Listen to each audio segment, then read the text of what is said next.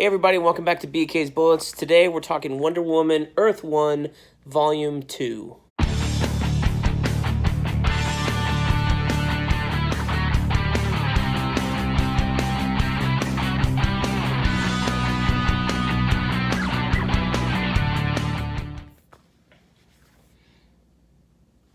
Hey everybody, and welcome back to BK's Bullets. As always, I'm your host, Brent Casina. I hope you are enjoying the dearth of BK's Bullets content over the last week or so. I did a whole bunch of videos and, scheduled them and everything. And of course, when I've already got a bunch more content coming, I am on travel when an Earth 1 volume comes out. This is Volume 2 of Wonder Woman Earth 1. Now, a few months ago, I was on travel, and the Green Lantern volume came out, done by Gabriel Hardman, and I think his wife was a co-writer with him.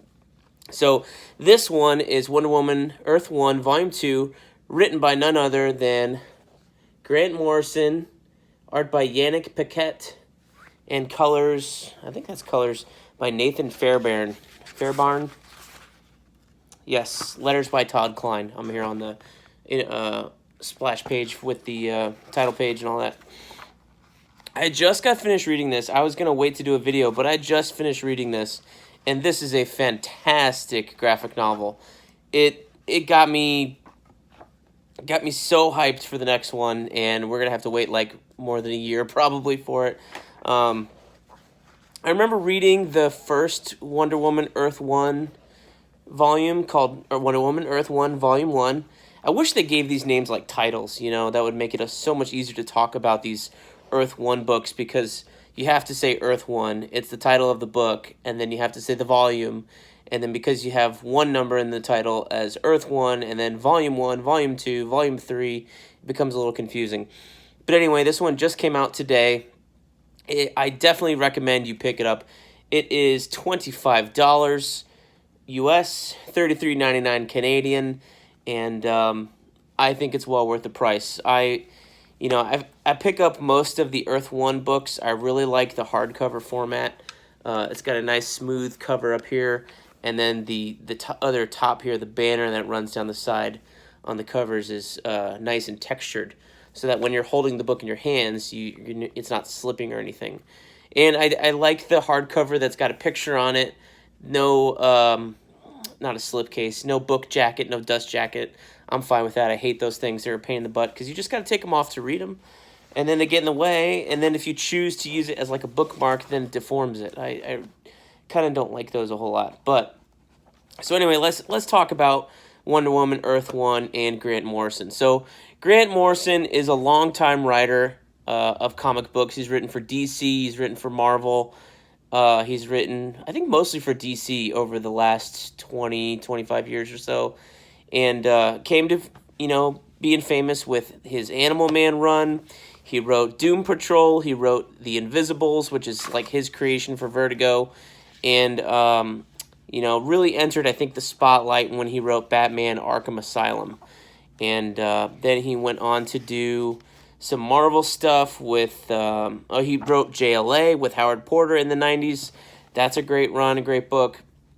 And then he wrote X-Men over at Marvel, did a couple other things over there, and then came back to DC and was doing like Seven Soldiers of Victory and Multiversity, Final Crisis, and then most recently just dabbling in the Wonder Woman books here, with the Earth 1 concept. So he's never written Wonder Woman before other than in JLA, and he's written some Batman, of course. R.I.P., can't forget that. But this is kind of his first real Wonder Woman run. So it's very interesting to see him take on Wonder Woman.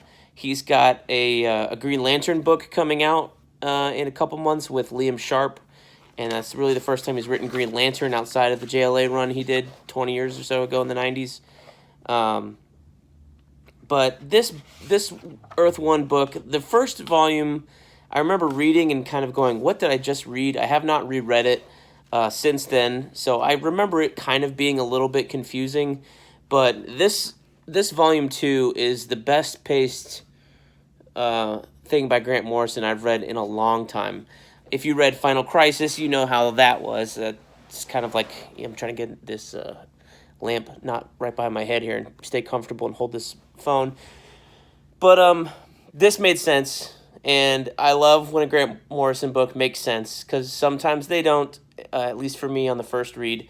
But I was reading this and I was really enjoying it, and there's a lot of imagery in here, and there's a lot of metaphors, and it's Grant Morrison really diving deep into the bondage, submission, and authority themes that Wonder Woman's creator, William Moulton Marston, was into back in the 1930s, I believe, 30s and 40s. If you go back and read the old original Wonder Woman comics, when William Moulton Marston was writing them, they were all about bondage and submission and stuff like that, and about women leading the world. So Grant Morrison takes that idea and runs with it. Like, he's running with this idea of a Wonder Woman ruling the world, or leading the world, and ideas of peace and submission and loving authority, and he's taken them further than any Wonder Woman writer I've read in a long time.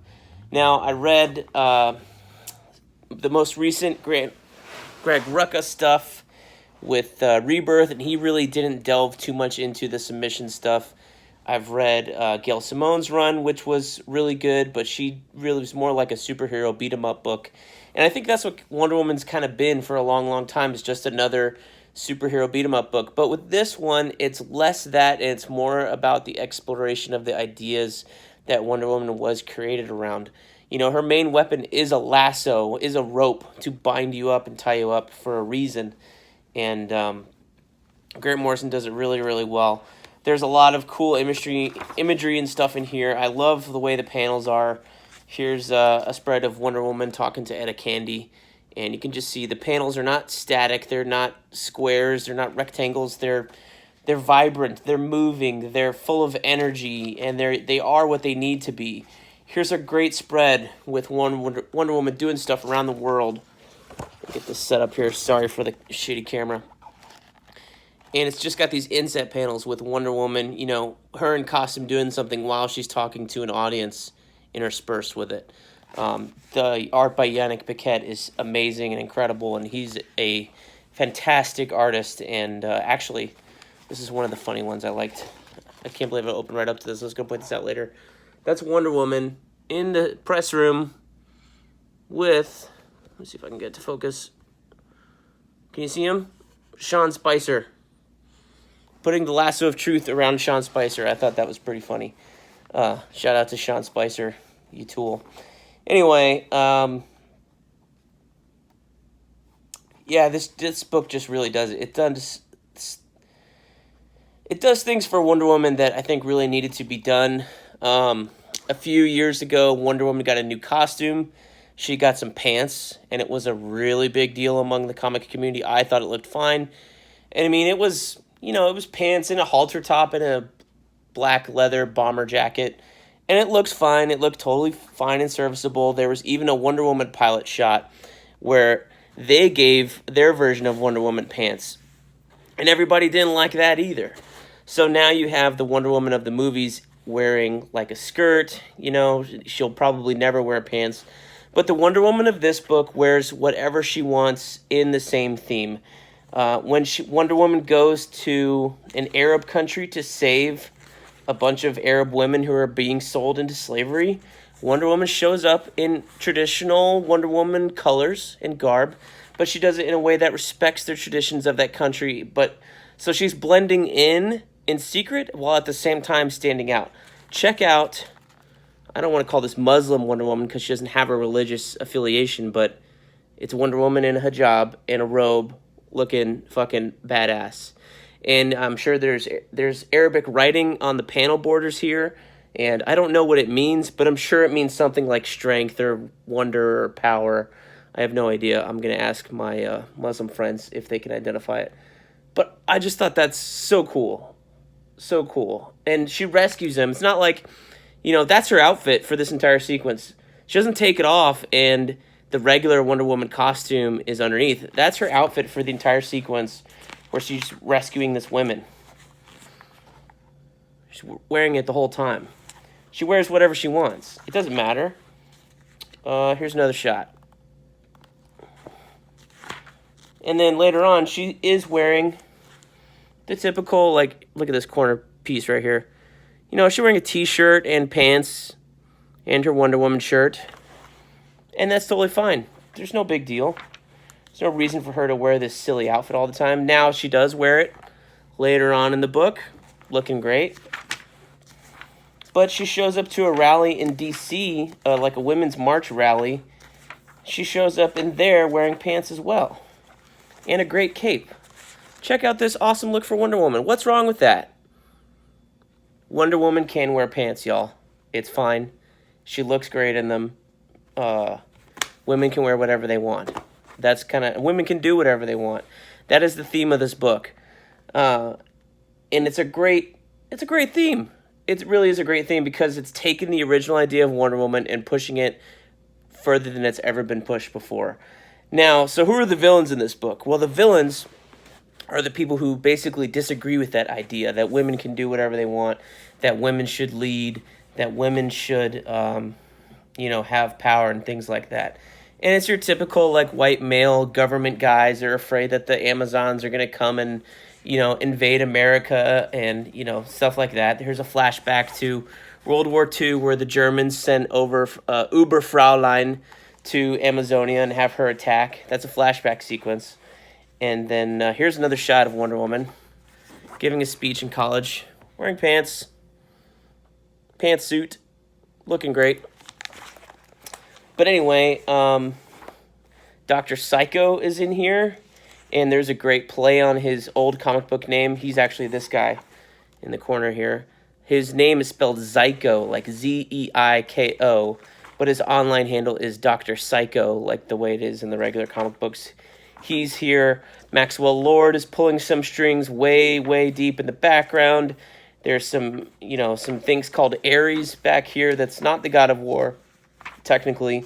But what really got me going with this book is the whole book is great, but it just starts getting, the plot lines start, all the wheels start churning as you get closer and closer to the end. And it ends just fine. I wasn't disappointed in any way. But it does end on a cliffhanger and says, to be concluded. So if we get 3 volumes of Wonder Woman Earth 1, I will be satisfied. Because starting with Volume 2, this story has me hooked and got me going really great. So I'm definitely going to go back and reread Wonder Woman Volume 1 and go back from there. What I also love about this Wonder Woman outfit is that not only is it constantly changing, but her stars are totally different. Like, you look at them and you might write them off as the 5-pointed star that you see on the flag, but this is not. What I love about this idea of Wonder Woman coming to Earth in modern day is that this is not an American Wonder Woman at all. She's not wearing the American flag at all. She's wearing her own thing. So I'm sorry to point out her crotch here, but that's where the stars are. They are 6-pointed stars. They're not the Star of David, but they are 6-pointed stars. I think the last page has a big star on it, and I noticed it there. I noticed it throughout the book. I was like, oh, this is, this is not our star. This is a different star. Just right here. All around the borders of that last final page there. The different star. So they really do play upon these themes. Grant Morrison and Yannick Paquette obviously have spent a lot of time working on this book and thinking about everything in such a way that it makes for a fantastic read. So I can't recommend this enough. I don't think you need to read Volume 1 to read Volume 2. So just start with Volume 2 if you want to and get it going and then go back and read Volume 1. That's perfectly fine. You don't need to know anything other than this is basically like an Elseworlds take on Wonder Woman, and it's the modern day, and she just showed up. And no, there's no interaction with Batman, Superman, Green Lantern, any of the other Earth 1 characters. So we'll see if they ever do interact. That will be an interesting book to read, because right now all of the Earth 1 graphic novels supposedly take place on the same Earth, Earth 1, hence the name, but we haven't seen them interact, much less mention each other at all. So that's been very interesting to read and see. So we will see if they ever have an Earth 1 Justice League where everybody meets. We'll find out. Or Earth 1 Crisis. I think that would be cool. But anyway, 5 out of 5 stars this book. This was really good. Wonder Woman Earth 1 Volume 2. Go pick it up right now. Thanks for watching, you guys. Let me know what you liked about the book, what you didn't like, and as always, I will see you in the funny pages.